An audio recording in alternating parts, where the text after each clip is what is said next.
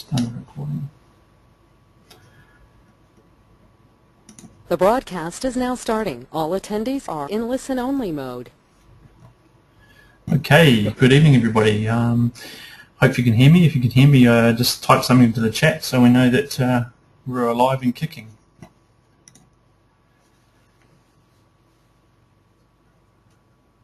Seeing how we go. Got some attendees still coming in.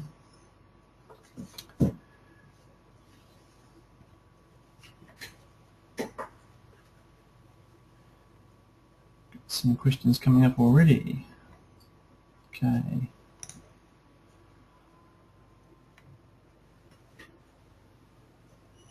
Just jumping around learning these new screens, folks, so it won't be taking too long.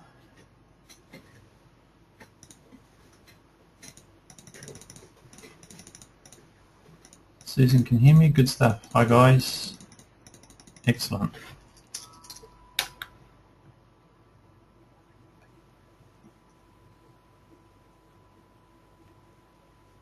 Okay, we'll get started in a few minutes. Just got a few more people coming on.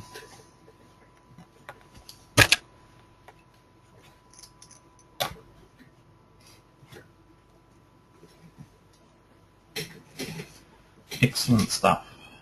Wow, we've almost got everybody coming.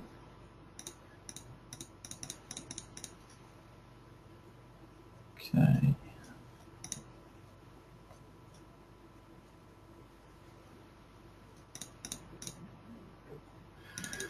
All right. What a great turnout. We've just got a couple of technical things we're just fixing here. Just got your messages coming through. I'm just trying to figure out how we can see them bigger.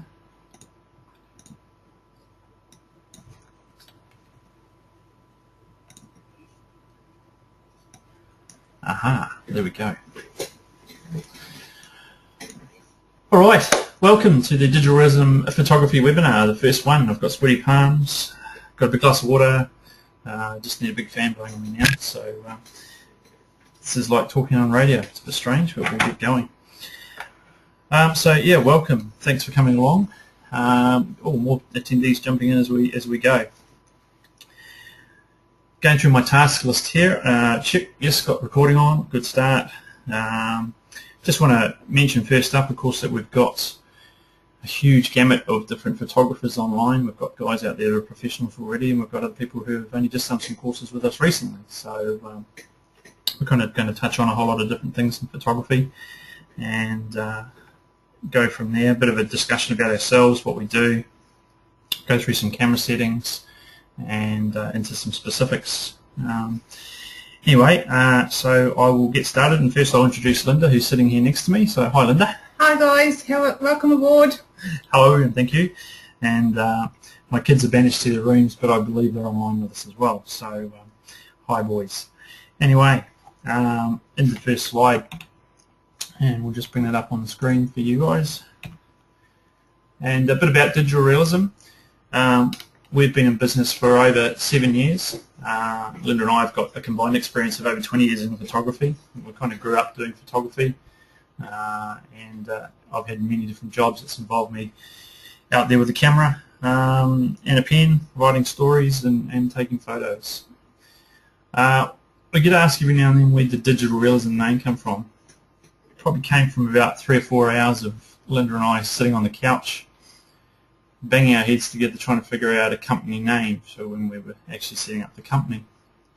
And we just took lots and lots of words and we chucked them on a bit of paper and we were just working through them, and obviously we're in the digital era, so we grabbed digital. It was the easiest one to go with, and realism. Well, what we're doing is hopefully shooting real things and storing it, and so digital realism came about.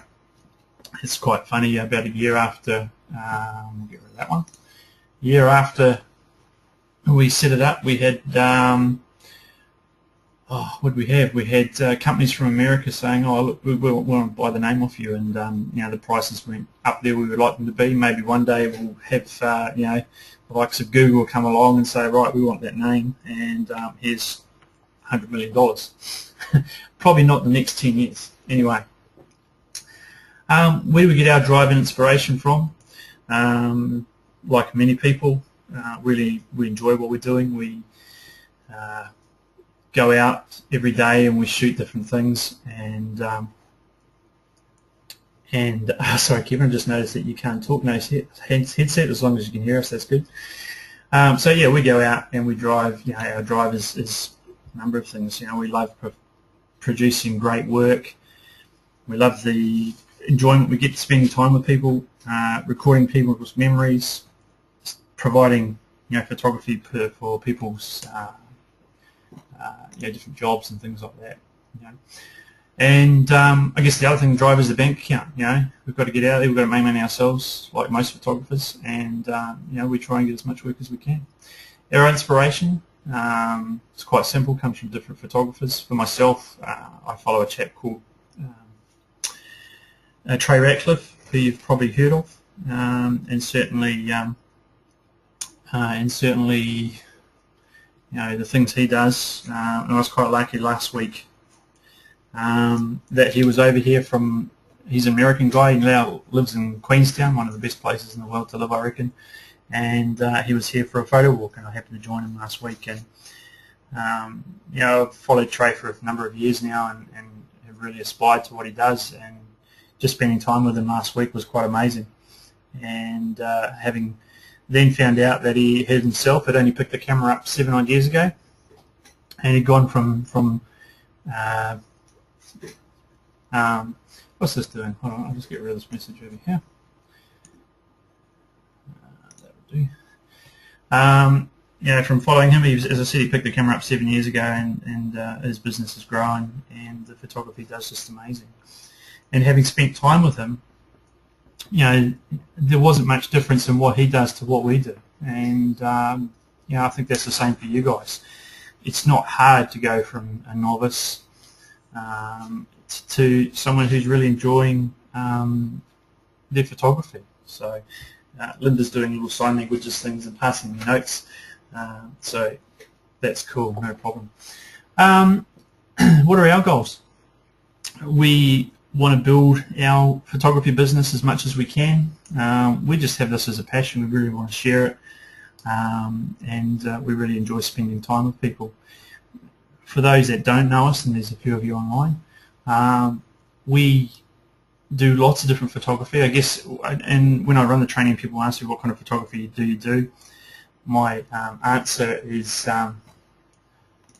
we kind of do every bit of everything except weddings.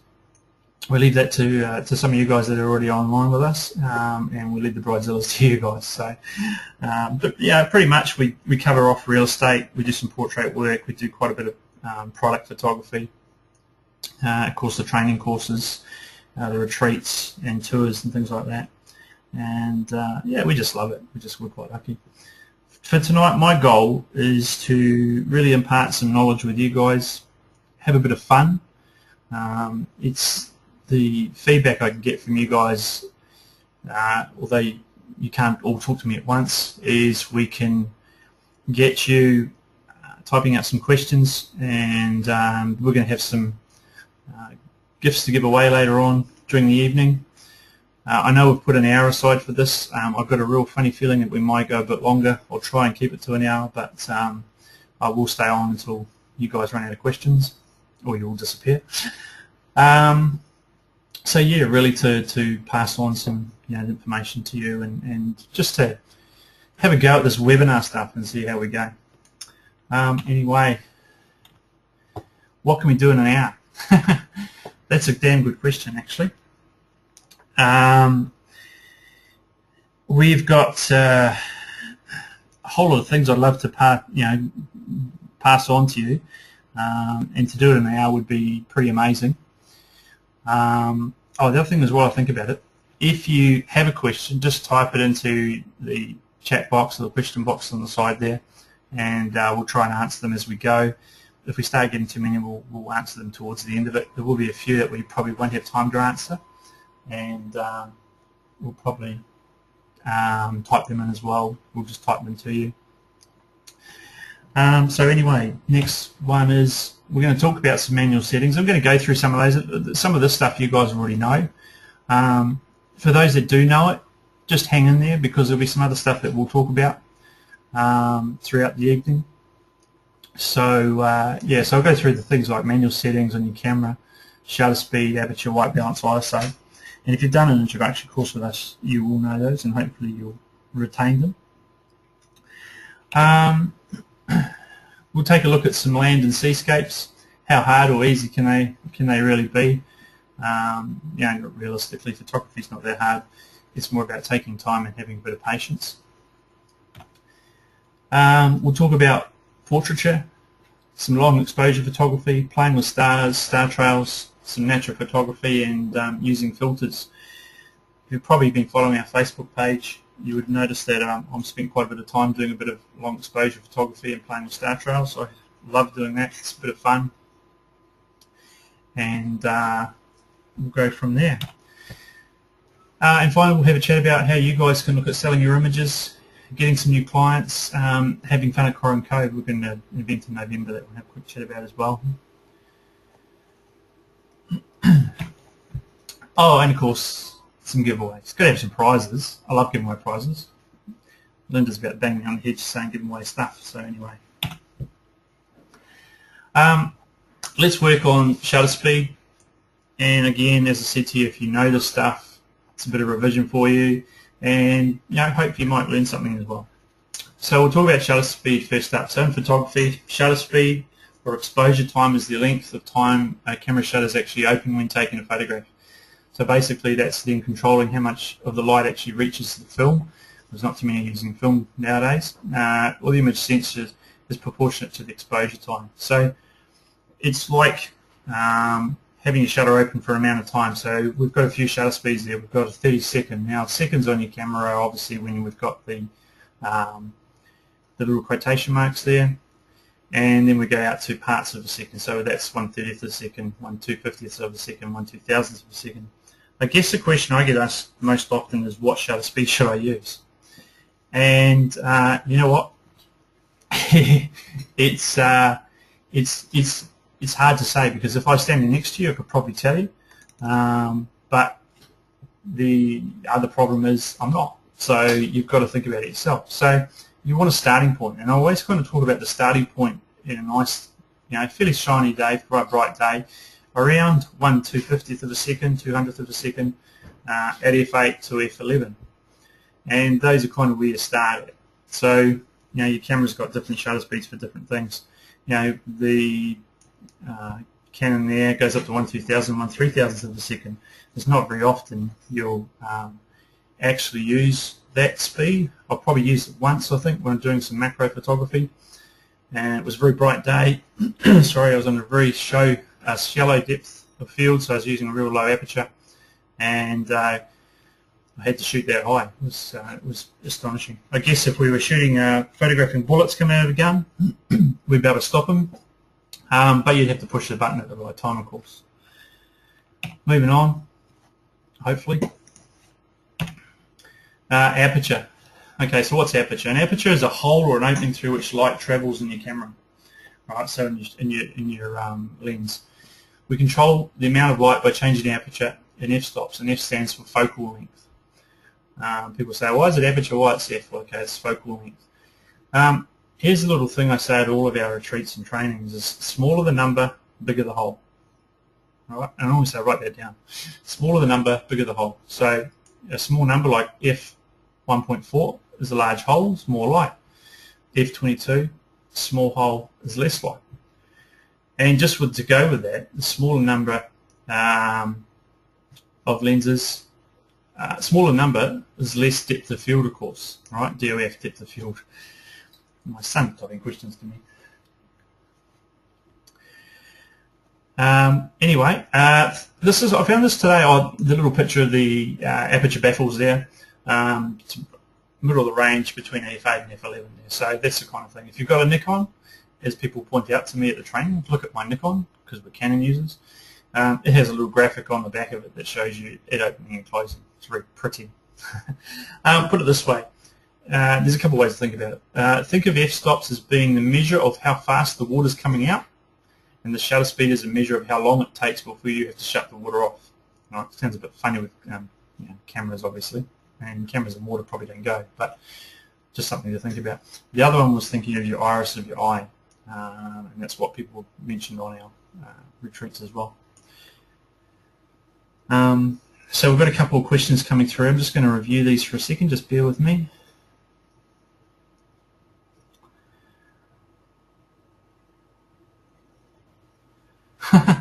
Okay, this is an interesting one.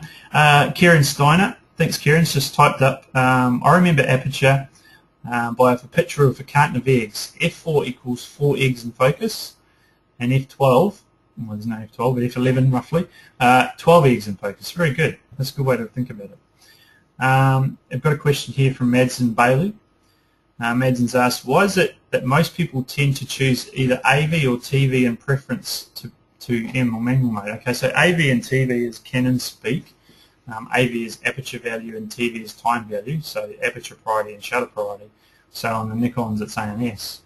Over M, Madsen, I would suggest that using TV or AV mode, you'd be using them more where the light's changing quite a bit. So I use TV mode, time value, for my motorsport a lot because the cloud's up and down, right? So if I was to use manual, I'd have to change both settings, and I'd miss the shot basically with motorsport happening so quickly. So you kind of choose your preference, and of course AV mode being aperture value, you might use that when you're doing a bit of macro photography, so you're choosing a close or a small aperture, so 1.4, 1.8, 4, whatever it is, and then if this light's going up and down to a certain extent, the shutter will go up and down with the camera controlling it.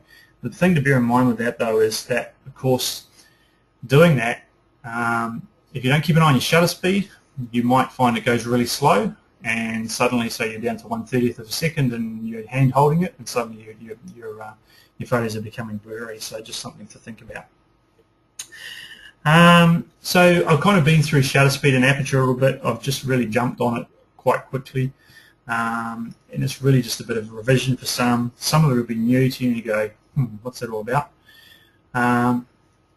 Feel free to type in a question if you've got one. So I'm just going to jump over. Oh, giveaway time.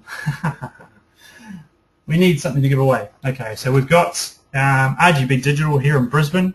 They're a pro lab that we use. Some of you will know them, some may not. They have a software package where we give away our prints done, and they've given us a number of print packs to give away. So in this particular one, we've got 5 8x12 prints, so you'll get a certificate sent to you. Now, how are we going to do this, Linda? Maybe what we'll do is we'll just get you to type your name into the chat, and we'll pick someone. So just go type your name, and we'll see how we go. And we'll do a magic thing by hitting the screen. Okay, we've got someone there. Sarah Pembroke. Okay, so don't worry folks, we've got more later on. So Sarah Pembroke, we'll contact you. We've got your email address, and we'll get you the details. Don't worry, we've got some more prizes coming up. No, you're welcome, Sarah, not a problem. All right, back onto these slides. ISO. Now we could spend all day talking about this. Sorry, I'm tapping my pen on the desk and you can probably hear it. So ISO, I love doing this at the training courses and go, so you've heard of ISO, you've heard of ISO, and everyone goes, yes. And I go, what does it mean? And they go, oh, something to do with the light and stuff. Well, they kind of, roundabout, yeah, yes, they're right. But basically ISO is just International Standards Organization. Used to be ASA. I don't know, for those that were using film. If you've used film camera before, just type it on the screen. I'd love to see who's used film before. Andrew, Kieran, Rosalind, Darin, Terry, Heather, Jan, Kieran. Come on, Kieran, you don't use a camera. Excellent. So when you bought your film, you would have bought it based on its sensitivity. So basically the speed of the film or how much light's processed. So it was a sensitivity. And the lower the number you bought, of course, was 100. And then you might have 400, 600, 800. And so, got a cat coming around my chair. So the lower the number, the finer the grain, or we call it noise nowadays in the digital age. The same applies to our digital cameras. So the lower you have your ISO, the better images will be, so with regards to noise. We try and shoot as much as we can on 100 ISO mostly. It's not always possible. If we start shooting in low light, then we might whack it up to 400, 800, which will allow us to bring a faster shutter speed. Now, that might not mean much to people who are just going, "What's he talking about?" And I'm trying to go through it as much as we can. It's how the sensor processes the light coming into it. I mean, a photograph is just light. A couple of things I'd normally say at the beginning, and if you've done an introductory course with me, I would have said this to you before. Fish and chips and 66, all right? So you're talking to a Kiwi, or Kiwi's talking to you. So if you can't understand something, do type it on the screen. Don't let it go past without. And the other thing is, Linda and I live and breathe photography, so do our kids, and so we get really excited about it. And sometimes I tend to talk really fast. And if that happens, again, put your hand up or just type a message and say, "Slow down, boy." So anyway, ISO, look, they range from 100. Some of the point shoots can go down to 50. Some of the Nikon start at 200. Basically, the 100 to 200 is pretty much very similar on all the cameras. Through to 16,000, even higher. I think the Canon 1DX at the moment has 156,000 or somewhere around that mark, and will produce quite a grainy photo. But shooting quite easily around 3,200 to 4,000, 5,000 in ISO on these higher end cameras, say for star shots, which we'll talk about a bit later on, is acceptable. The noise level is quite low. So, and of course, technology changing, the cameras are going to get even better. I was reading something today about the new iPhone 5S having a better handling of low light photography. So, there you go. We're going to move on from ISO.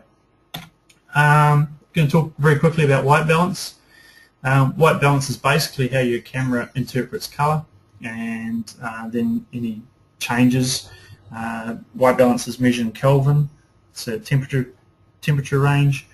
This is a quick shot I did at Corin Cove a couple of weeks ago, and just the different settings I had on white balance of the same shot of the Blue Gum Pine.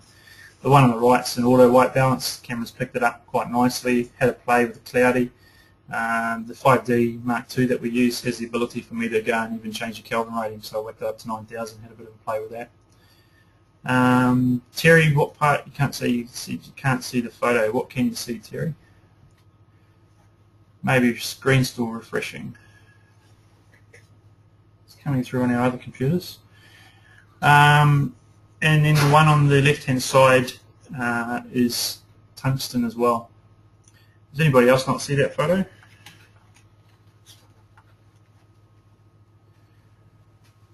Oh, okay, there we go. You can see it. Good stuff.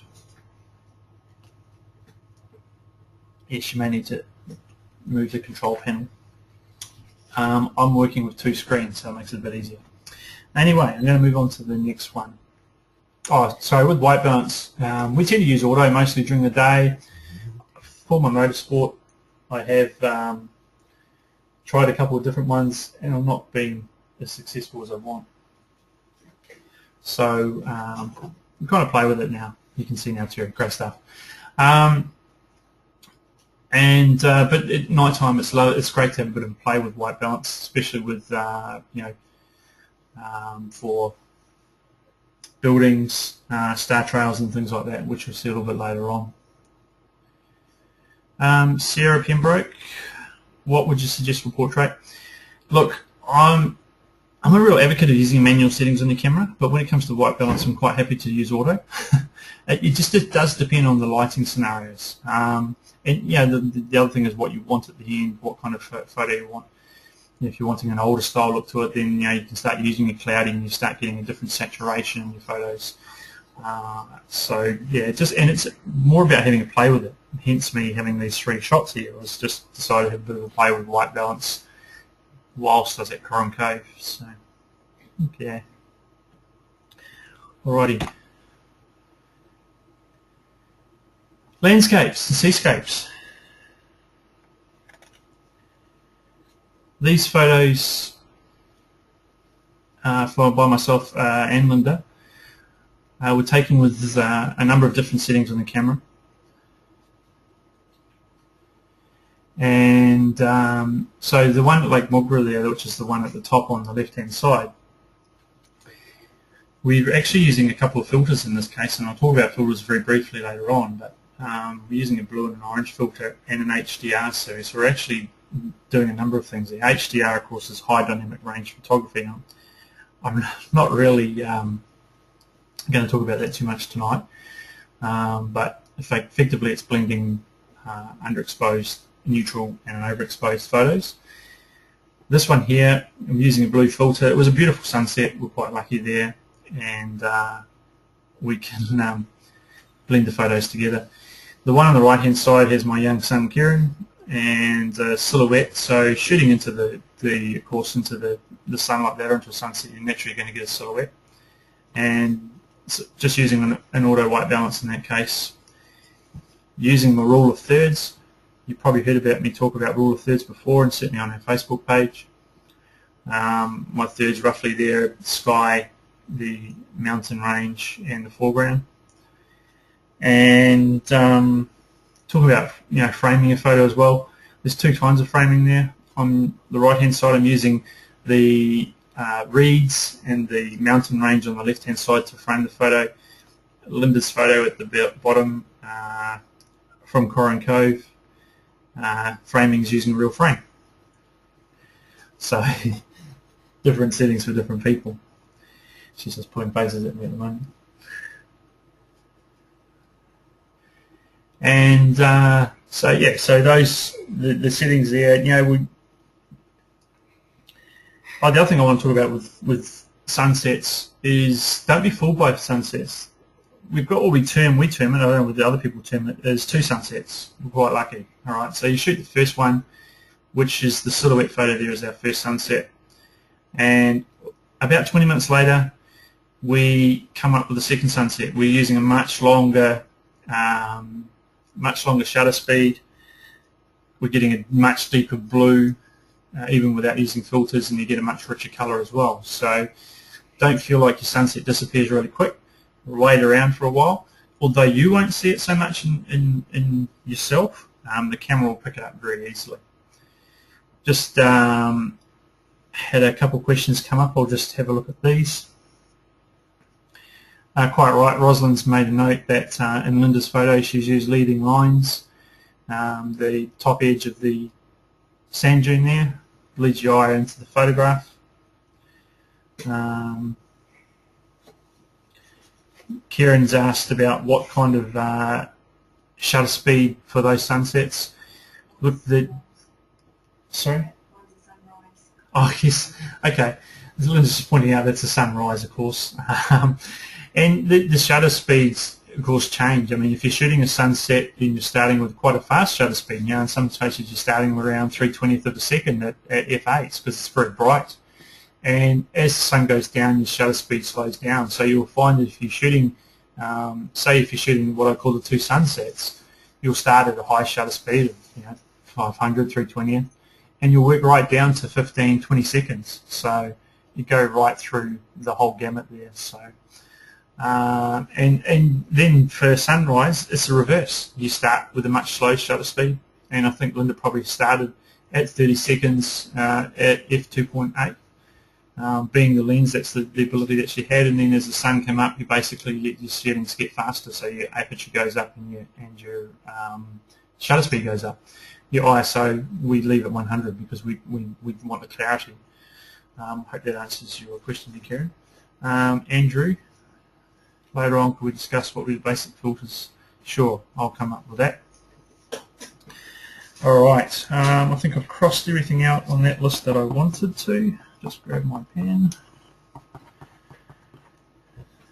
Okay, there we go. Linda's actually just jumped on her computer for you, Kieran, and that sunrise at Lake Mogra, at that particular point for that photo, because she would have taken a spread of photos. At Corin, not Lake Mogra. I said Corin Cove, didn't I? Oh, sorry, Corin Cove. The one on the bottom, there, bottom left. that particular photo was shot at f13 and 1/4 of a second, 1/4 of a second at ISO 100. So there you go. Just going through my notes here. Rule of thirds, leading lines. Thanks for reading that, Rosalind. Yeah, so that second sunset's about 20 minutes after sundown. Moving on, next slide. I can see this going up to 8 o'clock, 9 o'clock. Oh, what? Another giveaway.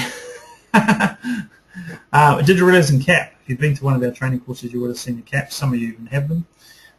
We've got a black cap and some grey caps. I'm going to get you to type in again if you want a cap, and I'm going to get young Kieran here to pick a name out as they scroll up the screen.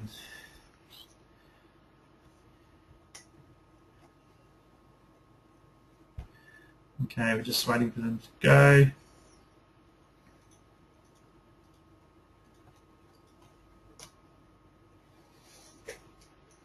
Okay, use a pen, Kieran, and just point to the screen. Close your eyes. Black.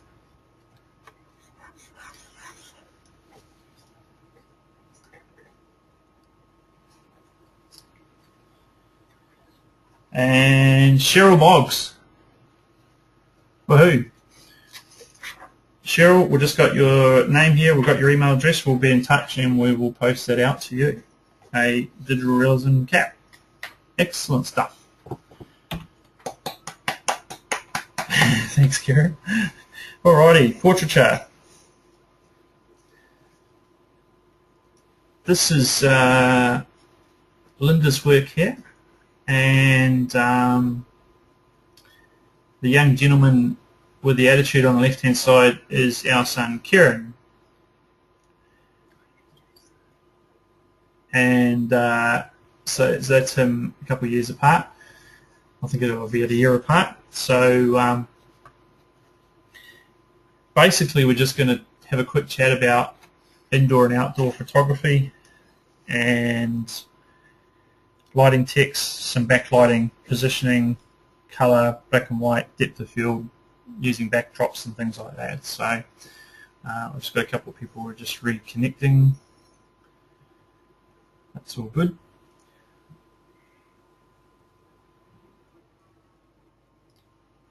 Yeah, so just waiting for those people to come back in. Here they are. Okay, I'm going to ask Linda just to jump in and talk about a couple of her photos here. And do you want to take the seat, Linda? Sure. Okay, I'm going to answer, someone asked about when would you use a particular white balance. The photo of Kieran here on the left was taken probably about half an hour before sunset, so very late afternoon, quite a nice soft light. It was a little bit overcast, so what I did is I really wanted that warm glow in the photos because we were in the country. So what I did was I set my white balance to cloudy, and it gave that kind of glowy skin on Kieran and tied in the, sort of gave that vintage look. I had to keep, because he was a moving subject, my shutter speed, just going off the top of my head because without actually looking at the file, I was trying to get sort of a depth of field where I was shooting about 5.6, so that you could sort of recognise what was in the background, but that it was sort of a little bit blurred out and you can sort of see that. So what I did was I focused on his eyes to get his, and face to get his face sharp, and I think the shutter speed was around, I was trying to keep the shutter speed around more than 125th of a second, up to 1/200th of a second, because in the late afternoon, if you've got a child moving, anything sort of slower than that is going to produce possibly a blurry subject. So I always focus on the eyes. That's when you're doing portraits to get that the sharpest. The one with Kieran on the tree here in the black and white, that was actually shot during the daytime, quite a bright sunlight in the middle of summer. And I tend to find that I like to turn those images black and white, and this is just personal preference, just because it's such a high contrast time of the day, but it was such a great scene, and he was under the sort of the shady leaves, and I tried to make sure that his face wasn't getting dappled light from the leaves, but you can see a kind of a bit of a hair light there from a high highlighted hair light there on the top of his head. Honestly, I can't remember the settings, but I just find that those images tend to lend better to go black and white. I find that if you keep the colour in them, they just with the blowout there in the background tends to take the emphasis off when they're stay in colour. The shot here in the middle with Steve and Alicia, the portrait session, so that was once again taken in the late afternoon. This was probably an hour before sunset. So whenever you're doing portraiture, you want to try and shoot at those either end of the day, and I just find the afternoon seems to be better because not many people want to get up too early in the morning. So I'm trying to stick around with that, and that kind of thing, because the background was across the water, and I think I was around f8. So obviously things further away are going to lose focus depending on how far away they are from the subject that you focus on.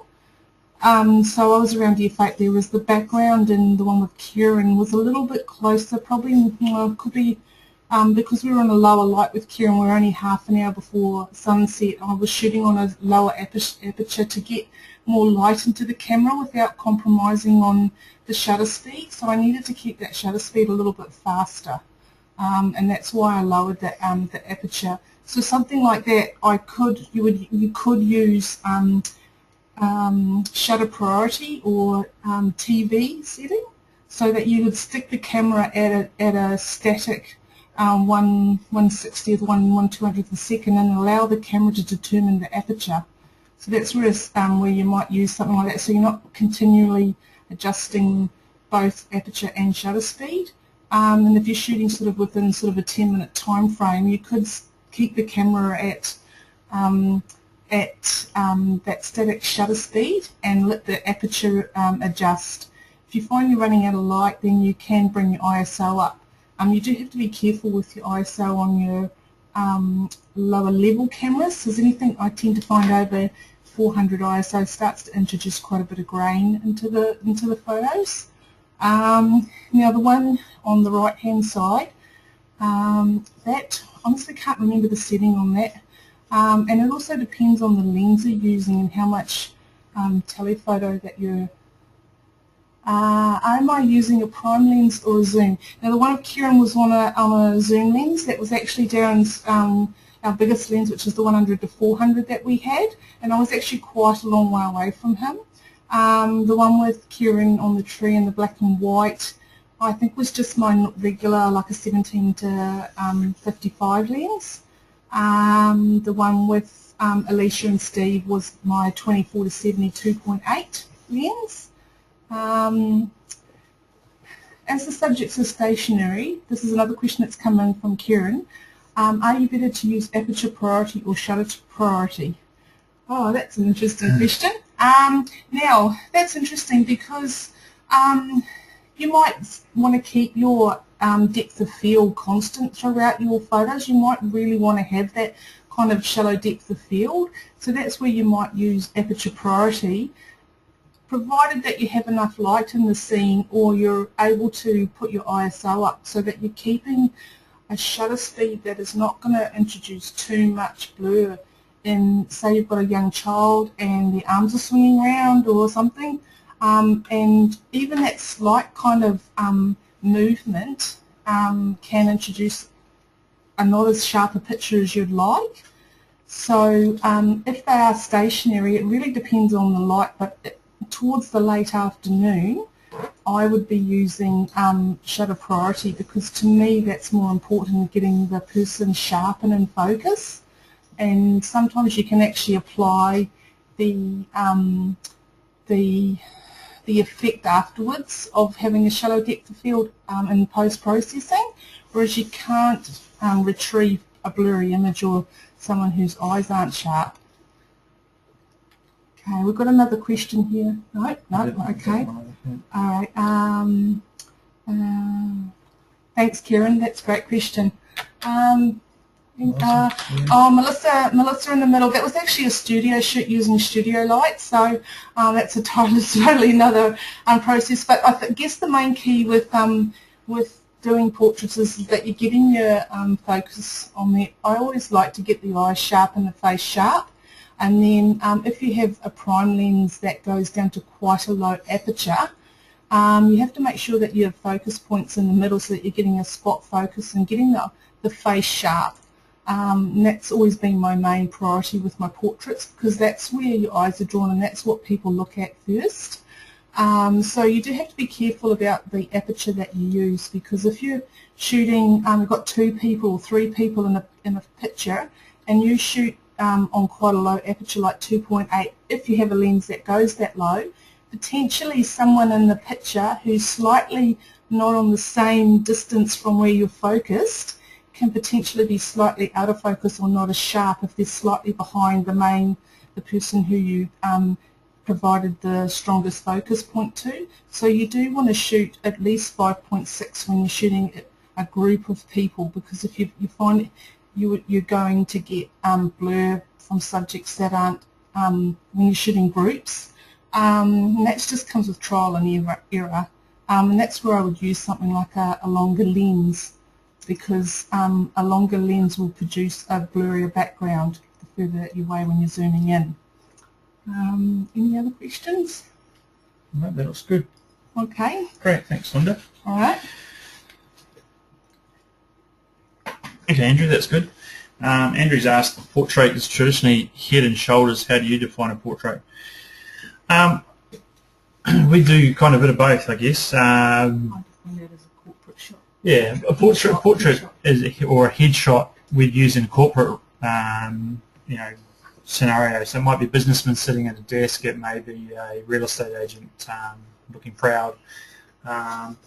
This is portraiture, I guess, for your family portraits. So yeah, I think portraiture kind of covers the gamut.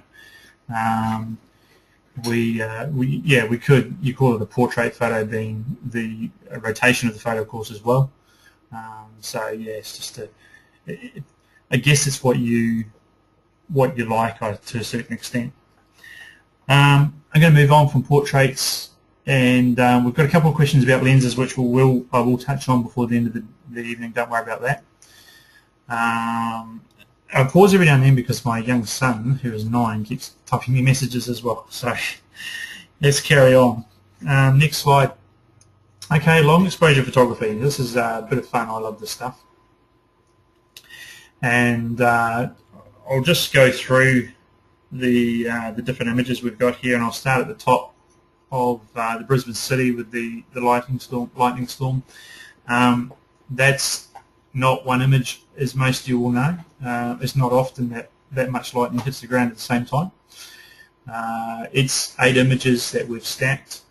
That particular photo, we were quite lucky with that photo. We were on a 12-hour photography day, and we started in the morning at the studio, and the rain's coming down. We were going to cancel, and some people chose to go home. However, we did continue on. Of course, we booked the hotel that we work from in the city up on Vulture Street, and we can't cancel it. So we went there with a number of people. We sat there drinking our wine, eating our cheese, as you do, and the storm started rolling in. So we whipped the cameras back out, and we were very lucky to capture a whole lot of lightning across the city. That photo has been on TV. It's been around. It was given away as prizes and things like that. So nighttime settings, 30-second exposures. So the shutter's open for 30 seconds. ISO again 100. That's around f4, I think it is.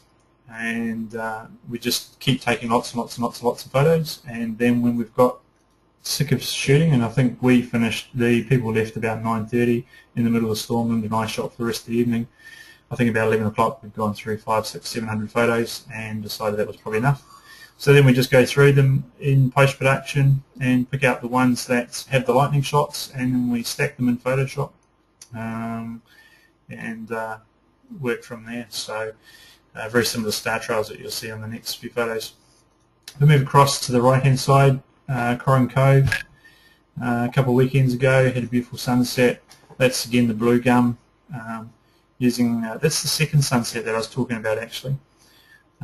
So we've got a much richer blue in the sky, and again that's about a 30-second exposure. I think it's down at f2.8 because it would have been quite dark around there, 100 ISO. The fireworks there are on Forest Lake. We're quite lucky that just around the corner we have a fireworks display every Christmas. Shooting fireworks, that's probably not a long shutter speed, it's a fairly short one, probably around 5 to 6 seconds, around that maybe. A lower aperture at f4, again 100 ISO and multiple shots. I think that's 2 or 3 images stacked. The last photo is the water sports beach at Corin Cove. This is an interesting photo, and I don't know how well it shows up on your screen, but it's actually about a 20-minute exposure.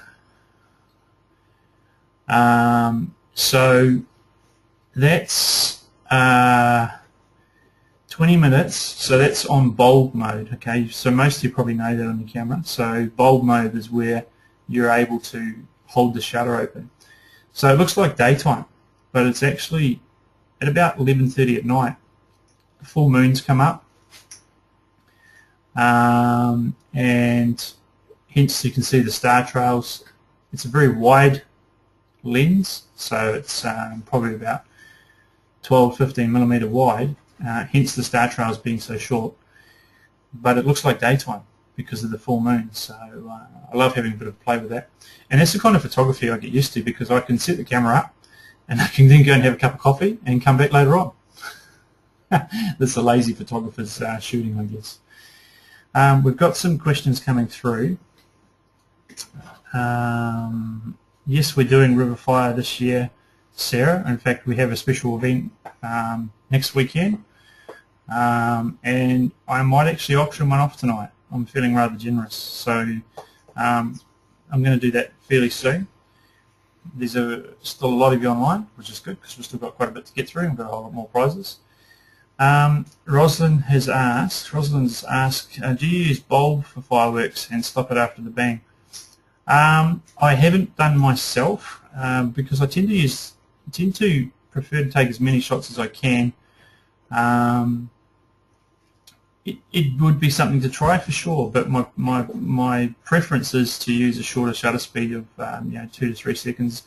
It just depends. I was at South Bank last Thursday when I was doing the walk with Trey, and we were shooting the lights, and the lasers, and parts of the show have a water stage lit up, and it becomes very bright. And unfortunately, they're so bright that it's even the 30th of a second to a scenario is too bright for it. And yeah, Santos is the one I was trying to think of. Thank you. And Santos Light Show. And so I found that the overexposed from that part of the show, it took away from the likes of the laser lights. However, when those bright white lights were then turned to red, I was quickly zapping the shutter up again and for a longer exposure, and was able to capture the laser lights. There's a couple of those images on our Facebook page at the moment. So yeah, it's quite good. Meryl, I'm about to talk to, I think the Star Trails is the next one coming up, so I'll answer your question with that as well soon. So long exposure photography is a lot of fun, and you get a different. The other thing, of course, to try is different white balances too, and of course, long exposure photography needs to be on a tripod. We have a little tip: if you're traveling overseas and you're taking your camera with you, and you don't want to carry a heavy tripod, see if you can buy yourself. We're going to have to make some ourselves. Some little bean bags. So a bean bag that's about the size of a shoebox, maybe smaller, or rice. And what you can do is then when you're traveling is take that and put it on something stable like a car roof or a building or the footpath or a wall or something like that. Nestle your camera in it. Use either your shutter release, a wireless shutter release or a wide shutter release, or a countdown timer, and that saves carrying these things around. So yeah, Rosalind, as you point out, wheat bags are a good idea as well. We're going to have to get started with digital realism on them, I reckon. All right, let's just move on to. Oh, actually,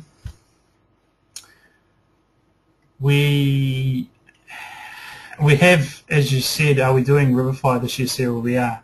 We have an event for Riverfire next Saturday, so it's not this Saturday, it's next Saturday the 28th. We're doing a wine and cheese. We're shooting from the same photo that's with the lightning. However, we're actually further around, so we get that view and right back around to Story Bridge as well. So we'll actually see, I think it's 6 of the 8 barges or 4 of the 5 barges or whatever the case is will be in front of us, and the footbridge that we can see in the front of that photo has the fireworks coming off it as well. So we'll have that, and I think I'm going to auction off one tonight, and it will go to the person who bids the most, and if there's 2 then we'll work something out. So keep an eye out for that. We're going to do it later on tonight. We're also giving away one of our 12-hour photo shoots, so don't disappear tonight. I'm going to move on to the next slide. Oh, okay. This is giveaway time. How's that? All right, so we have got 2 things here. We'll get 2 different people. So first up is a copy of our motorsport book. If you want a copy of our motorsport ebook, just type it in there, type your name in there. You can choose, Karen, push the rubber on there. Rubber. Use the rubber so it doesn't make my screen. Close your eyes.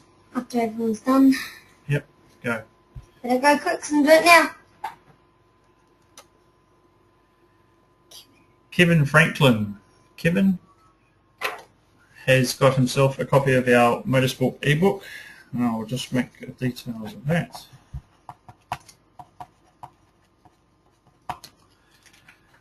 Okay, and we've got an RGB pack, so if you want an RGB pack, go, keep typing your name in, go, go, go, go, go. Can I choose again? This time I will choose, close my eyes. Andrew Dixon. Andrew, you got yourself a RGB 5-pack of 8x12s. Okay, so guys, Andrew's name down there. Thanks, Karen. Alrighty, let's move on. Okay, star trails and astrophotography. How's that for a good word?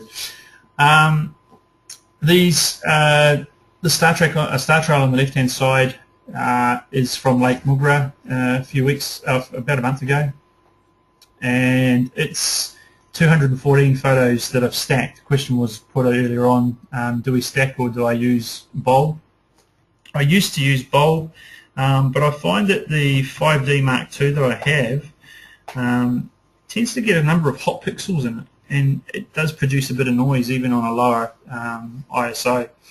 And the stacking does produce a better photo. So that photo there, thank you, is as I said, 214 photos stacked, 30-second shots, so 30 seconds.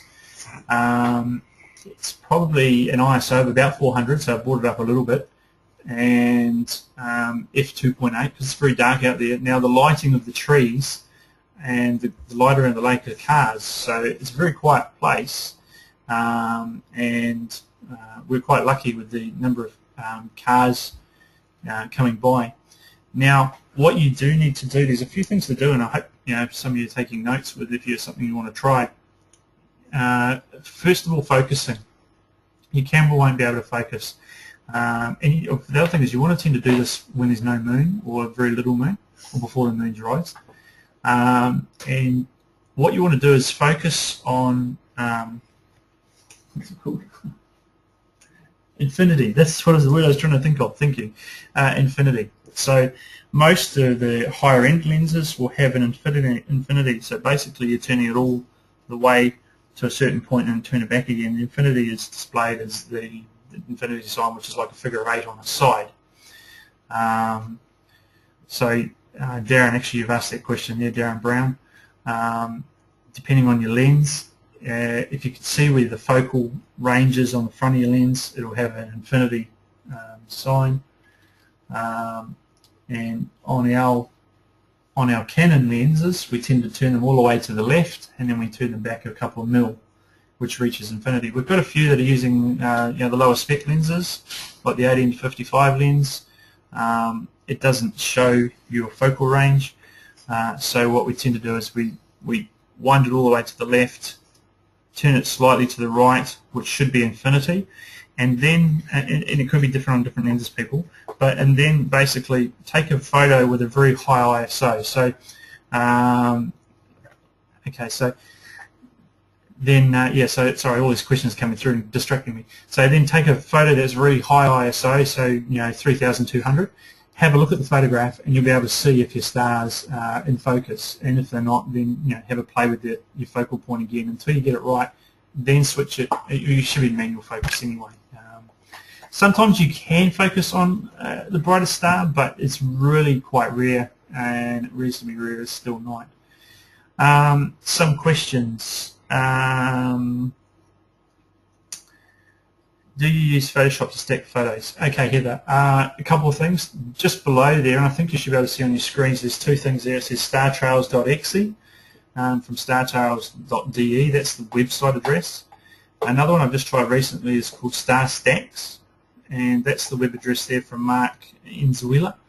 Again, there's a thing with the Dutch or the German guys over there building these programs. They are great. Alex, I'll come back to your question in a second. And they stack really well. The startrails.exe is primarily for Windows. I think there is a Mac version coming, or is out. Star Stacks, the second one, has both Windows and Mac. The biggest trick for shooting stars to get the circular motion is to point south. So definitely, if you're looking at the Southern Cross has its 2 pointers above it. The 2 pointers basically point at the southernmost one, or the one most to the left, and that will center your star trail. All right, so you'll get rings from that. Alex, as I was mentioning, if your lens doesn't have infinity, in the Canons, and like I don't know whether you're using a Canon or Nikon, but we turn the focus ring all the way to the left-hand side, and you have a Nikon. I think it's the same, but anyway, turn it all the way to the left-hand side and then turn it back slightly, and it's the focal ring, yeah, not the millimeters. So I think the Nikons are the same. I can't recall now. We've had some people on the retreats with them. Linda's trying to rack her brains as well. No, basically you need to get yourself a bit of practice. Infinity on all lenses is right at the end of the focal range. Infinity, what it means is that everything is in focus from what's close to you to infinity, effectively. So yeah, a bit of practice. So as I said before, take a photo, high ISO, so you can have a look at it. If you're happy with the clarity, that it's clear enough, then bring the ISO back down. As I said, for these shots, they were 30 seconds, 2.8, at about 400 ISO, so I've got a bit of extra light in it. All right, and I can see us really running over tonight, so I hope that's not going to affect anybody. Heather, your other question was, do I use Photoshop? I do use Photoshop as well. Those particular ones, the one on the left-hand side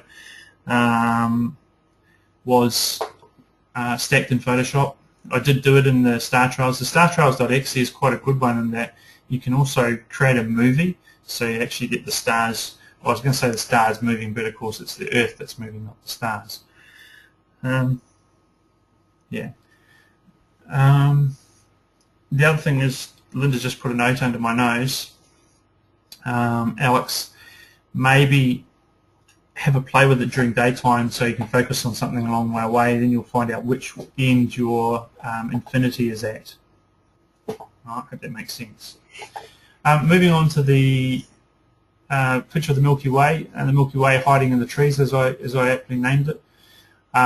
This is a single shot taken with the Canon 5D Mark II with a 24 to 70 lens, so it's at 24 millimeter, so as wide as that possibly can go. It's at 2.8, so the lowest aperture I can get, so the biggest hole. And then I've whacked the ISO up to 3200. So I whacked this up to, what did I say, 3200, and taken the shot. I've enhanced it in Photoshop by adding quite a bit of contrast to it and given it a bit more saturation. I haven't bothered much to denoise it. I can do if I wanted to. In this case I chose not to. Just going to move on from the stars. I know we've reached 9 o'clock, but we'll continue on. Put your hand up if you've got to go. Filters. Alright, so we've got the filters here. There was a question before, what's a set of filters, or what's the best set of filters? We use and we sell a set of filters that have 2, 4, 6, 7 filters, I think it is, roughly. So in that frame, in that photo on the left-hand side, sorry, the camera has a blue filter and an orange or red filter in it. They're both graduated, so what that means is they're not a solid filter. It means it graduates to be clear. And that gives the result that you can see on the other side, which is Lake Mulgra. By the way, that's not, the camera's not taking that particular photo at the time, it's just the effect that you get. The filters that we carry have 3 colours. They've got the orange, red colour, blue, what's the other colour one? I've forgotten. And then we've got an ND8, which is a neutral density filter. What that is basically a black filter or a dark filter. An ND6 and ND2, I think it is. And then the other one's a graduated ND filter, so you can run that. Now I'm not going to go into filters too much. Filters, you can use your neutral density filters, which are your dark filters, to use a slower shutter speed during the day. So a slow shutter speed, like if you've been, say, photographing a waterfall, a waterfall, and you want to do it during the day and it's a bright day, you can stack your filters. So you might put all your ND filters on there and use a higher aperture, so up around f11, f14, and then you can get down to be using a shutter speed in a bright sunny day of 1 or 2 seconds. So you start getting a soft look to your water as well. There's all sorts of types of filters that you can get. We're very happy with this particular model that we use. They're very easy to use and they give a good result on photographs. What's up next? Oh dear, more prizes. Okay, this time we've got a Digital Realism thermal hat. So if you've been on our winter retreat, you would have got one of these hats. If you've seen our photos, we had bright coloured fluffy hats for our winter retreat. If you want one of these, bang it into the keyboard now.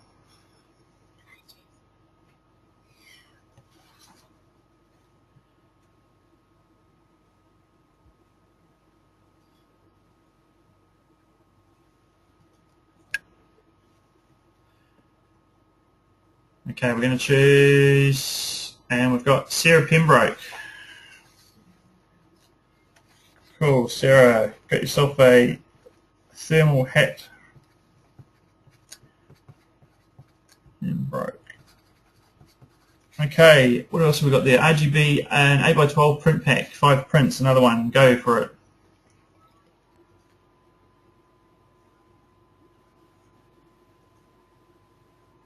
You can type your name more than once too if you want. And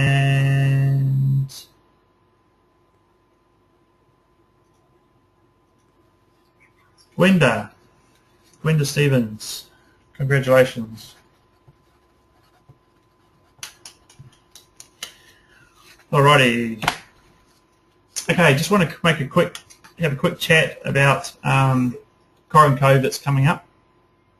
We've got some more stuff after this as well, so don't disappear just yet. We love Corin Cove. Corin Cove is a photographer's paradise. It's just an amazing place to shoot. We've got coming up a 3-day retreat. It's different.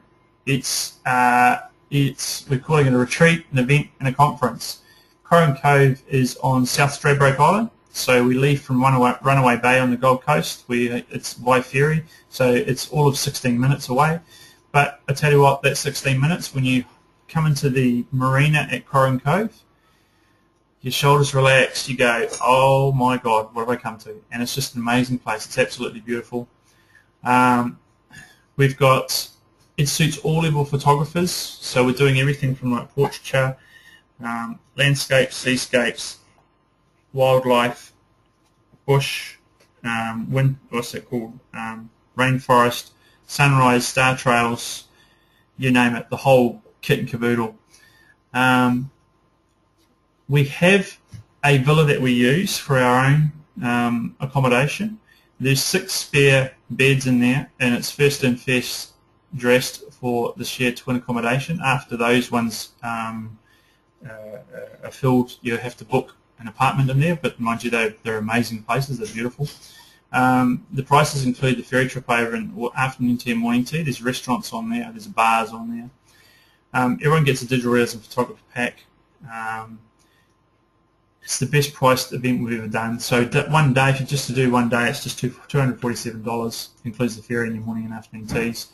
If you stay overnight, right up to the 3 days is only $447. So it's the best pricing, as I say, we've done. The dates is a good question. And I'm just going to lift my glasses up to see. I will just get those dates for you in a second, because for some reason I don't have them in front of me. That's the website there, if you want to write that down. So it's our website, digitalrealism.com.au/corin-cove.htm. So corin-cove.htm, and I can't remember what the dates are, but they're in my diary somewhere, but it's coming up. Won't be too far away. The other thing is, for those of you who are on the webinar tonight, who book in the next 5 days, there'll be an extra special gift in your Digital Realism goodies bag. And a little tip, it has something to do with colour. Okay, so, won't be 1 second, just bear with me.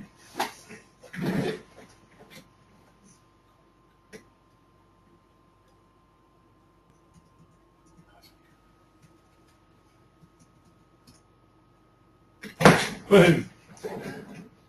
Friday the 22nd, so it's Friday the 22nd, 23rd and 24th of November. 22nd, 23rd, 24th of November. You don't have to do all 3 days. You can do 1 day, you can do 2 days, so obviously you stay overnight and do some night photography. On the website, it has everything about the event.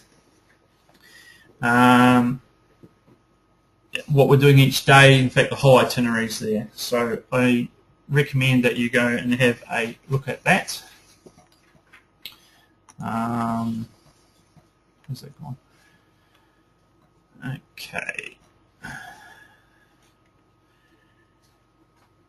Slow exposure.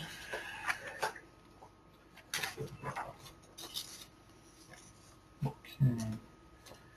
We've got another giveaway coming up actually. What's this one? Giveaway time. Type your name if you're interested in a giveaway. And you can just type your first name if you want, because I'm a slow typer. Alright, so what do we got? Woohoo! 1 free spot on our 12-hour photography day on October 5th, valued at $297.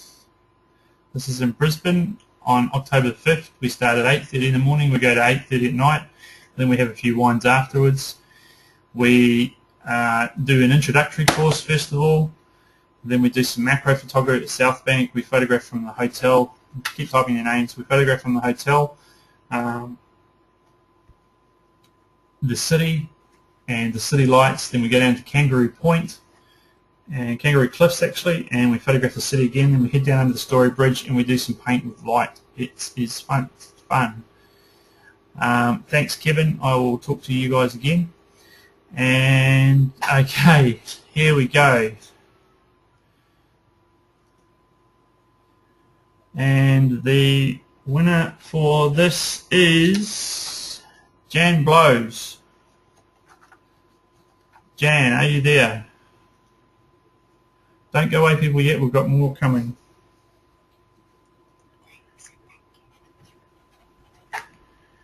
Okay, Jan. All right. I'm going to do a quick talk, and I know we've gone over time, about selling your photos and getting more clients. Feel free to type more questions, guys. Yeah, thanks, Madsen. So, selling your photos and getting more clients. These are some of the things that we do, and we try them, and if they don't work, we quit them. So we test and tune as we go. It's very easy to sell your own images hosted on your own website. There's a number of ways you can do that nowadays. We've got a number of ways that we do this. We did this with our flood photos. We do this with our own stock photos that we're building up. We sell images on eBay. One of the photos I sold most a few years ago was sold on eBay. I think we sold over 100 copies to different people in the United States, and it was a photo of, can you believe it, weeds on top of the lake at Forest Lake. That was a few years ago now. We sell stock images. You can sell stock images on Shutterstock, iStock, Blue Mountain, Buyaphoto, etc. You can buy a photo merchant website. I was on one of those today looking at that. They've been quite amazing. They're very proactive, an Australian company as well. By the way, I get nothing for mentioning these guys. They do have ways that people can download photos, or their photos can go back to a ProLab. To getting more clients, simple things like being on social media. I know some people hate it, but as a photographer, it's probably one of the best things we get people coming through to our business from. So Facebook, Twitter, Pinterest, what do you want to call it, Google Plus, we start to use more. Oh, I want to make a mention tonight. Google Plus have Google Hangouts. I don't know if any of you have been involved with them before, but we've mentioned on our Facebook page, we're going to run some Google Hangouts where we'll meet once a month. We'll pick a photo topic and we'll go back and we'll all photograph it, and then we'll come back and we'll throw the photos up and have a chat about them, how we went, what we found difficult, what we enjoyed, those kind of things. So if you're interested in that, go to our Facebook page, which is Digital Realism Photography Training by the Lake. Hopefully most of you know it. If you don't, I'll email a link to it out to you anyway. And just leave us a message on there. So go into the messages on the page and just leave your details, and we'll get you into that. That's free, it's no cost. We're just something we like doing, have a bit of a play.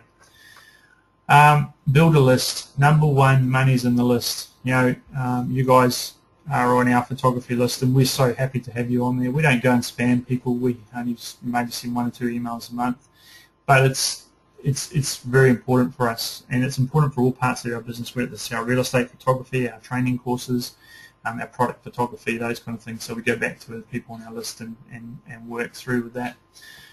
Repeat business, word of mouth. Getting current customers talking about us to new customers, and that kind of leads into the next one, which is referral programs and networks. We belong to referral network groups where we have breakfasts and we do past business between the businesses. We get referrals from our clients. We run from time to time referral incentives with training people, and of course workshops. Even yourself putting on a workshop for, say, a model. So if you've got aspiring models, if you want to build yourself a portfolio of portraiture photography, grab some friends who want to be models and start doing some shoots. Work with other photographers doing the same thing.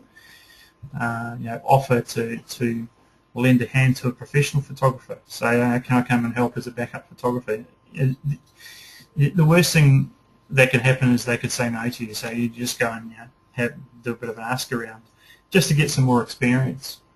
Cheryl, you've asked the question, how do you price your images? That's a damn good question, and we price them according to market. I mean, there's some images that we shoot that are available, say, in stock images, and we're kind of dictated by the websites that we use.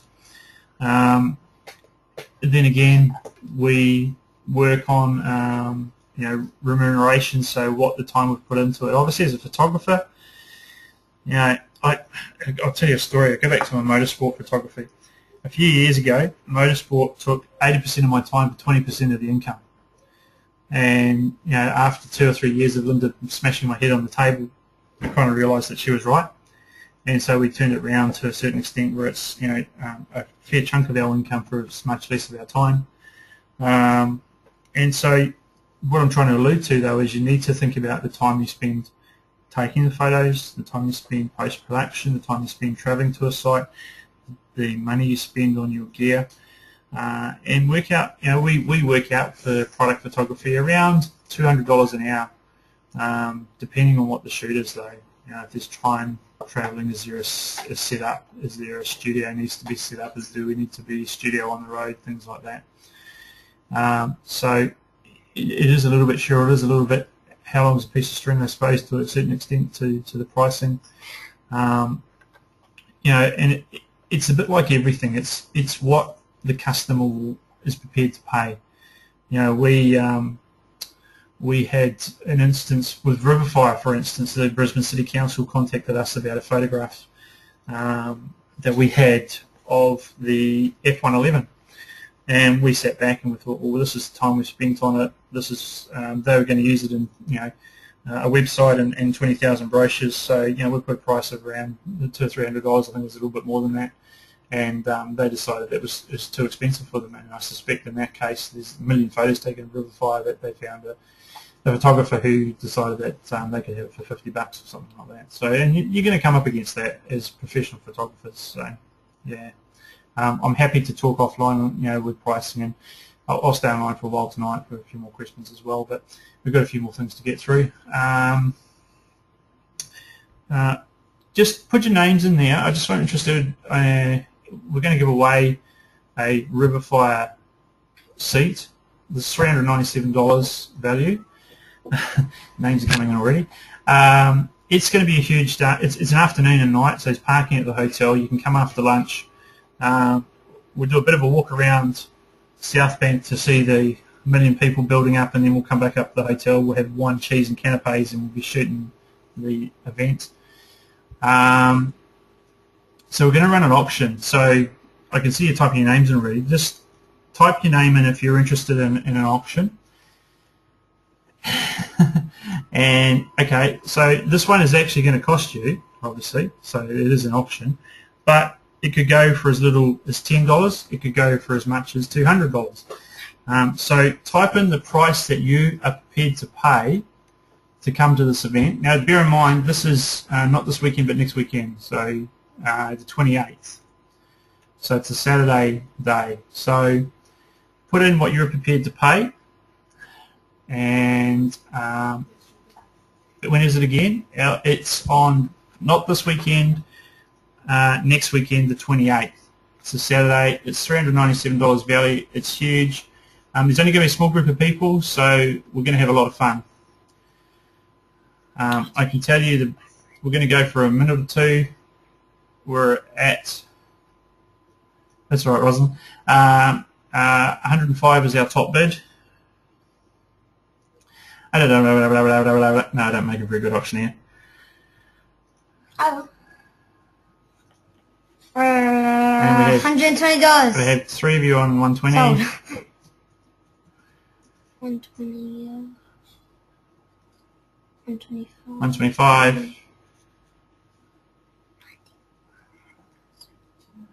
130. Two at 130.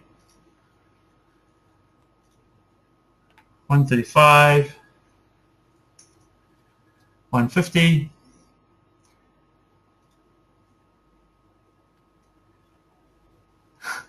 152. Oh, you sound like 155.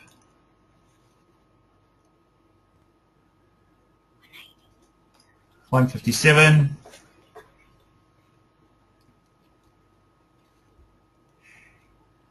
160 and 180 is the best. no, Kieran, 163. All right, let's stop this at 160. Terry and Madsen, how about you both come at 160 each? How's that sound? All right, that'll be our two final spots. Okay, so Terry and Madsen, 160.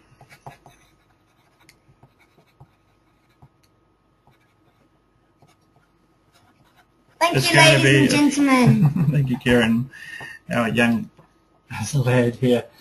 All right, what do we got?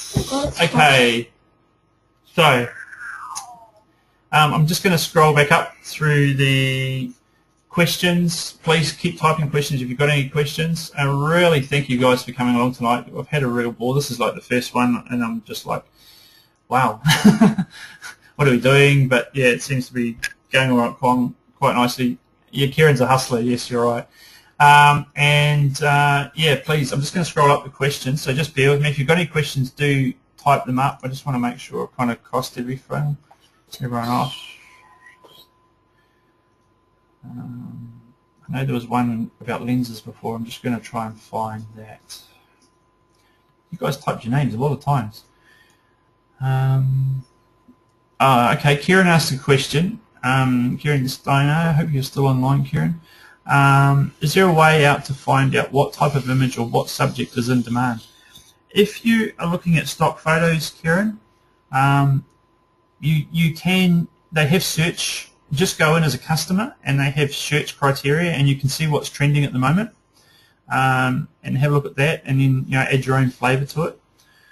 Sometimes it's quite good not to reinvent the wheel, it's to do something similar, but you kind of find you kind of find a niche for it. So if you enjoy photographing flowers, for instance, I mean there's millions of photos of course on stock photography of flowers, but there's the option there. But yeah, have a look at the software.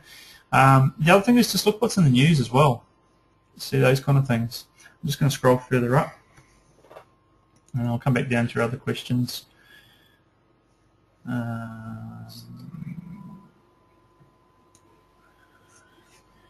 Thanks, Kevin. You had to catch a plane. Okay. Okay. All I see is names. Yeah, just because we ran lots of competitions here, young Karen. Okay.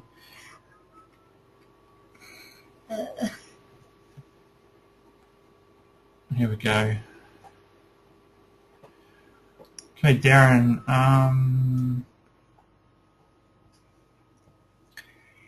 If you're still, Darin, if you're still online, I think you are.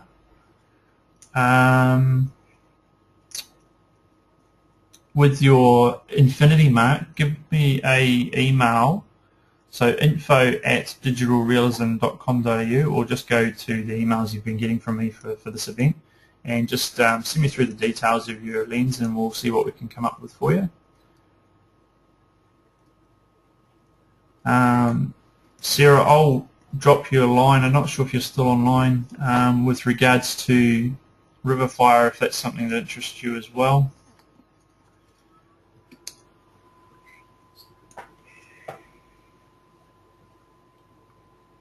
Ah, Terry, interesting. Terry made a message here when we were talking about beanbags, which is a good idea. From the bookshops, they have a reading beanbag, so yeah, works very well for your camera as well.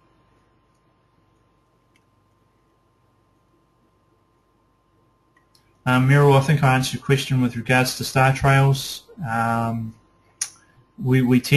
I tend to stack mostly nowadays. I do on the odd occasion do some longer exposure ones, but as I said, the 5D Mark II that we've got kind of lets me down a little bit in that.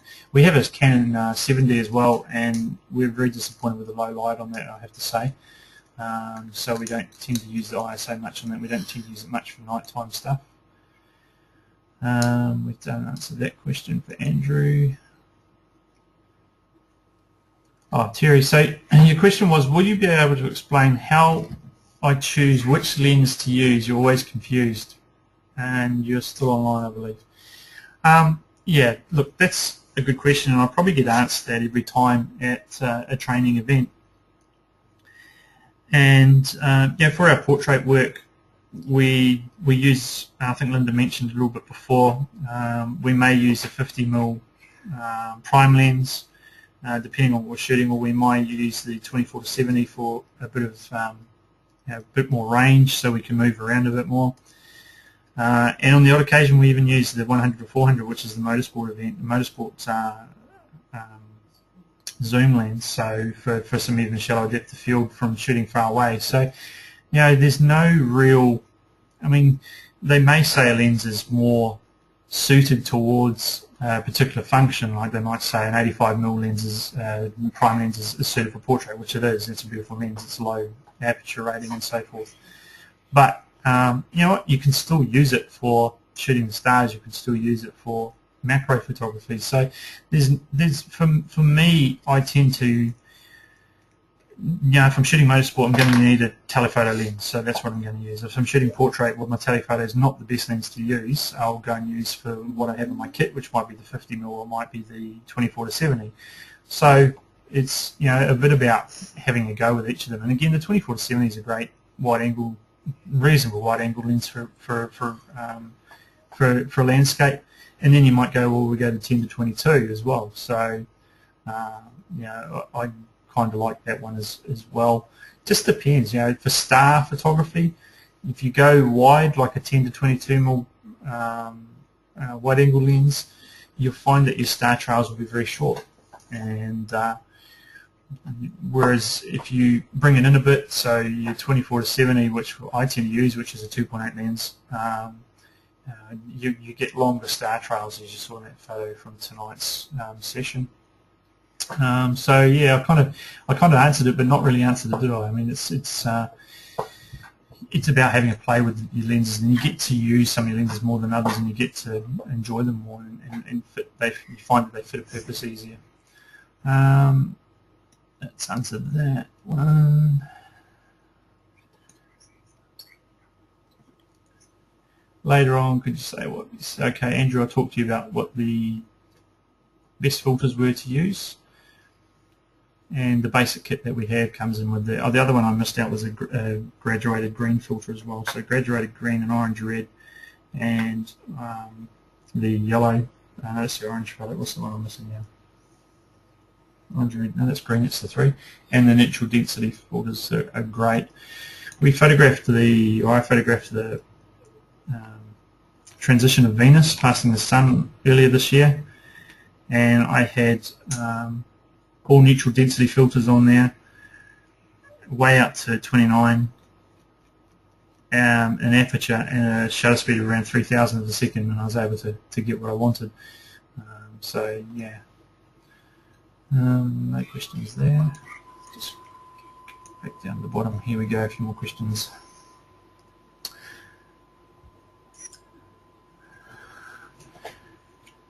Here we go. Go back up, I went too far.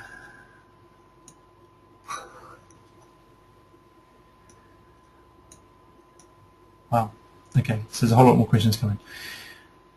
Thank you for the comments, guys. Thank you. I'm glad you enjoyed it. Don't know what bulb mode is. Neither do I. Oh, bulb or bold, Gwenda. Bulb is when you hold the shutter open, basically, for the amount of time that you elect. Alex missed the start. Yeah, Alex, we're recording it, so I'll make sure that you get a copy of the recording or that you can link to it. Jody, with group photos, do you use a single focal point or a multifocal point? I tend to use my center focal point more than anything else, Jody, because it gives me a lot more control of the camera. And I kind of find the person that's more centered to the photo. If I'm putting them off center, say a rule of thirds, then I'll focus on their face and I'll move the camera to left or right.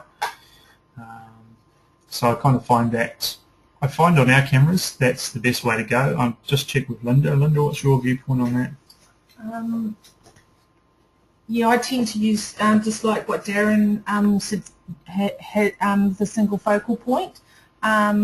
You do have to be careful though if you're running at a low aperture that with a group of people, that you're potentially, if you've got someone who's slightly behind another person and you are focusing on the eyes, say, of the main person in the photo to get that person sharp, you could potentially have the person who's sort of behind them on a low aperture, who might not be as in focus as the main person. Yeah. Cool. So I tend to make sure that if I am using multifocal points, that I am shooting on a higher aperture, not trying to get a really shallow depth of field with the, and it also depends on the lens that you're using too. Cool, thanks. Okay, just a couple more questions have come up. Heather has asked, do you use the HDR camera setting or manually snap the 3 photos? If you ask me that question, Heather, I use the HDR camera auto bracketing. If you ask Linda that question, she'd use that, but she also uses manual stacking too, and she'll use more than 3 photographs. So if she's doing it in say a real estate shoot, and she'll correct me if I'm wrong, but she may use up to 5 images and manually change the settings on those. That's good. I'm shooting the moon. Who's this? Darin Brown. Oh, here we go. I'm shooting the moon setting in the morning around 4 a.m. I missed getting a camera out for it today. What settings do you think? Huh. All right. So the moon is setting at 4 a.m. You'll need to. You probably won't have much to focus on, Darin, I suspect. So you'll need to go to manual focus and use the infinity that we talked about earlier on. I hope you caught that. And then basically, you know, expose for the moon, which is going to be bright and getting darker. So you're actually gonna. It's going to be interesting for you actually, because you're going to have the sun coming up. So you're going to start with a fairly fast shutter speed, because when you'll be quite surprised shooting the moon. It depends what focus, what you want to see of the moon. What you want to see the actual surface of the moon, or do you want to see it as a bright light? But we find shooting the moon, say a full moon, you're actually shooting around 3/20th of a second. And aperture, I probably would set mid-range. We'll probably start out mid-range at f8. What you'll find is, depending on when the moon's setting and when the sun's coming up, that you might start fast shutter speed, fairly high aperture, and then actually slow down your shutter, bring your aperture down a bit until the sun starts coming up again. So you're going to have a bit of a play. And of course ISO again, I'll be sitting on 100 definitely. I'll be interested to see your photos, Darin. So if you have an opportunity to put them on our Facebook page, we'd love to see those. And of course that goes to anybody who's on the webinar. You know, if you've got photos, share them on our Facebook page. The other thing you can do, of course, is share your own Facebook pages on our page. We're happy for you to do that. We don't have a problem with that whatsoever. It's all about promotion. If you guys can get out there through our website and promote yourselves, I'd love it. Madsen, yes, that is Terry that we are talking to. So, yep. Kieran Steiner, you asked, do we run one-on-one tutorials? We do. We actually have a photography mentoring program. I didn't want to make this a big selling thing, where we have a 12-month or a 6-month program, and you can pick 6 or 12 subjects, and each month you get a subject from us. We'll take you through it. You get 2 hours one-on-one, or 2 to 4 hours one-on-one, depending on what the subject is. Then you go away, do some shooting, bring them back for critiquing. We critique you on the next one from the previous one. You get a number of prints, and then there's a canvas and all sorts of things like that. So we do that. We do some one-on-one training if you're interested in just coming along. Oh, for those that are still there, and there's most of you still there, on the Friday, this is on our Facebook page too, but on the Friday before Riverfire, so that's the 27th, from 4 p.m, we're having a free photography walk. So it's pretty much doing what Trey and there's lots of people doing photography walks. It's nothing new. So it's no cost. Bring your camera along. We're going to meet at South Bank. It is on our Facebook page at about 4 o'clock, and we'll photograph. That Friday night is the last night of the Santos light show. So we'll start at the eastern end of the South Bank and walk along up towards the Santos show. Again, it's free of charge. Just come along. It'd be good to know if you're coming, so you can let me know on the Facebook page. Jenna, I'm shooting my brother's engagement party. Best camera settings for an indoors evening party. Remember I said to you, Jenna, if I was standing next to you, I could probably tell you what the settings are.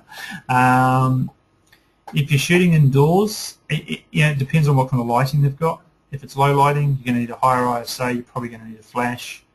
whether you've got an onboard or an offboard flash. It's a bit of a slower shutter speed, but it's really hard to say without being there, of course. But yeah, just and again, not knowing what your camera is.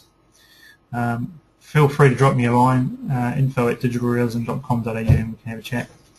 My pleasure. Thanks, Sharon. Who we got here? We're going to do a retreat on the north side of Brisbane. Sharon, you find a place up your way, and we will do a retreat up there next year, I promise. There you go. There's a challenge for you. Sharon's been to 3 of our retreats. She travels all the way from Mergen, so now we're going to promise to do a retreat up her way. How's that? How much changing of lenses do I do on a shoot, or do you set up for a particular shoot and focus on that? Andrew's question. Andrew, it does depend on the shoot. Look, we run 2 cameras. We've got a 7D and the 5D, so we may have one with one lens and one with the other, so we don't have to change lenses too often. Just depends on what we're doing. So if it's a portrait shoot, we would have both cameras set up.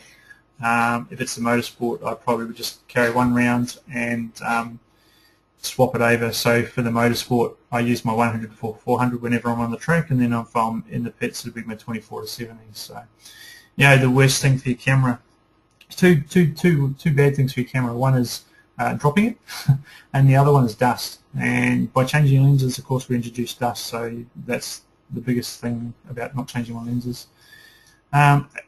Terry, a good all-round lens. Gee, that depends on what you're shooting. I mean, for motorsport is distance, obviously, as I said. I really like our 24-70. I know there's a 24-105. Wouldn't mind having that as well. There's a 70-200. Wouldn't mind having that as well. Yeah, it comes to bank balance, I guess, too, to a certain extent. I do find that I tend to use the 24-70 predominantly. If I'm doing product though, I might just whack the 50mm on there and just be happy with that. It does depend on it. Sarah, I went to Uluru for Photo 5. Being a Nikon user, I used my portrait lens to photograph the stars over Uluru. Cool. That's good. Hopefully it will work out for you. Jan is gone. She said thank you. That's all good. Thanks, guys. Thanks, Darin. It's been interesting. I do have backup scenario questions for photos, but it's too late. Yeah, Michelle, send me an email. That's fine. What I'll do, if I get a few interesting questions through on email, folks, I'll make sure that you guys are in the loop and you can see the answers that we put up for those as well. Alex, in editing, we use Photoshop and Lightroom. Linda's using Lightroom a lot more than Photoshop nowadays. We'll probably do another webinar on that at some stage, and we will do another webinar on that at some stage. So, Andrew, do you have a guide to the shutter speed you move from handheld to tripod? Excuse me. I'm just going to take a drink of water. That's a damn good question. I'm a young 45-year-old, and I find that if I shoot anything under about 1/100th of a second, I need to put it on a tripod. Whereas Linda can shoot, I believe she shoots 1/40th of a second, no problems. 1/15th of a second, she's telling me. Oh, there you go. Now, if you brace yourself, you've got to be very careful. The other thing is, I find if I brace myself with the camera, my arm against my chest, my heart beats enough to put camera shake or camera blur into it. So. Yeah, I really, and for the motorsport I use a monopod, so a monopod's a single-legged tripod, of course, if that makes sense, which stabilizes the camera. It means I can shoot my, say, a panning shot at 1/60th, 1/40th of a second. Jenna, okay, so I know your camera now. Jenna, shoot me an email, I'll come back to you. Great, Darin, love to see your moon shots. Terry, yes, I'll drop you a line about river fire. Cool, Kieran, excellent. Terry left and came back again. I'm on Fraser Island. We'll do it another time. Will you do it another time? Alex, what are you asking? What will I do another time? Are you talking about Chrome Cove? Yes. Oh, Gwendo, interesting question. I want to take a picture of the city lights from Mount Cootha. What would you suggest? You know what? I suggest not shooting from Mount Cootha. Purely because the city, so the actual city, so the downtown of Brisbane, is a long way from Cootha. And it's really small. It looks very small. So there are better places up by the cemetery that's at the base of Mount Cootha. There's some better shots of the city from there. If you were shooting up there, and it's a huge, I mean, it's a great site, obviously. A wide-angle lens, so you do get a lot of the city in it, because it's pretty big when you get up there. If you're shooting at night time, you're shooting around between 20 and 30 seconds. A lower, you know, f4, f2.8, somewhere around there, and once again at 100 ISO.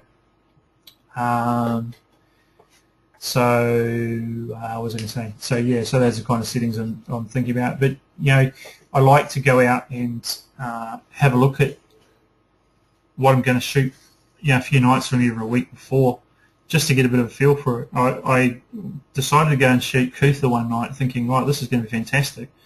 And when I got up there, I was really disappointed of how far away it was. So yeah.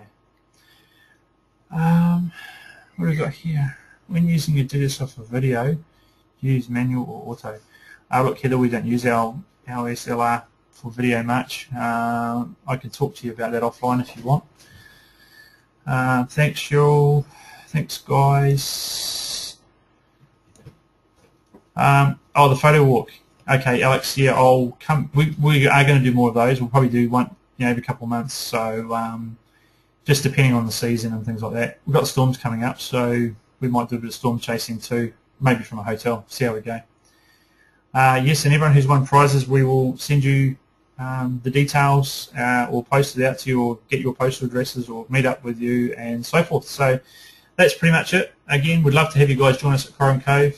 Visit the website digitalrealism.com.au/Corin-Cove, and we'll see you again. Thank you, and good night. Good night, Kieran. No, but when's... We'll let them know when there's another one. Thanks, guys. From in 2014.